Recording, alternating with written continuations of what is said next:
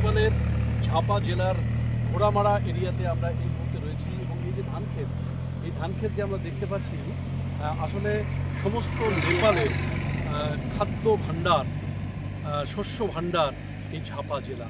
এবং এই ঝাপা জেলার সোনার ধান নেপালের সমস্ত জায়গাতে এই ধান থেকেই উৎপাদিত চাল চলে যাচ্ছে এবং এখানে প্রচুর ধানের কল রয়েছে যেখান থেকে চাল তৈরি হয়ে নেপালের বিভিন্ন জায়গাতে যাচ্ছে।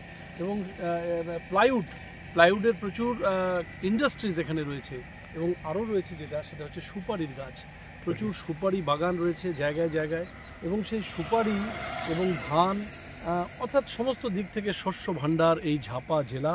এবং এই ঝাপা জেলায় প্রচুর সংখ্যক রাজবংশী মানুষ বসবাস করেন এবং আমরা জানি যে নেপালের ঝাপা, মোরং এবং সুনসারি এই তিনটি জেলাতে প্রচুর সংখ্যক রাজবংশী জনসংখ্যা এখানে রয়েছে এবং তারা নেপালের প্রশাসনের সঙ্গেও ধীরে ধীরে যুক্ত হচ্ছেন। অনেকে উচ্চশিক্ষা লাভ করে বিদেশেও পাড়ি দিয়েছেন। সেই নেপালের স্বর্ণাভ সোনালি ধান ক্ষেত আমরা দেখছি।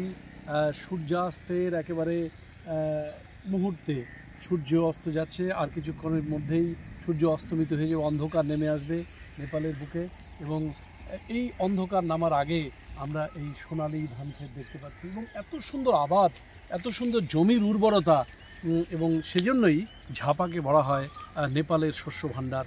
এবং এই নেপালের শস্য ভাণ্ডারে দাঁড়িয়ে এই মুহূর্তে ভীষণ আনন্দিত বোধ করছি আমি, কেননা আমরাও কিন্তু পশ্চিমবঙ্গে বা বাংলার বিভিন্ন প্রান্তে আমরা এরকম ধান চাষ দেখতে পাই, আসামে দেখতে পাই, কিন্তু এই ঝাপা জেলার ধান বা এই ঝাপা জেলা যে নেপালের শস্য ভাণ্ডার, সেই শস্য ভাণ্ডারের মধ্যে এই মুহূর্তে দাঁড়িয়ে রয়েছি।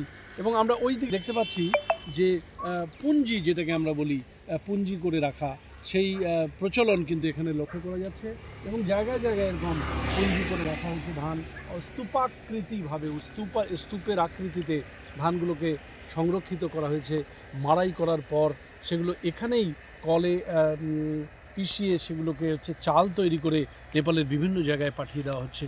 অর্থাৎ নেপালের অর্থনীতিতে ঝাপার একটা গুরুত্বপূর্ণ অবদান। এই কৃষি নির্ভর নেপালের অন্যতম কৃষি ভাণ্ডার এই ঝাপা জেলা। আমরা এই মুহূর্তে সেই কৃষি ভাণ্ডারের মধ্যেই দাঁড়িয়ে রয়েছি। নমস্কার।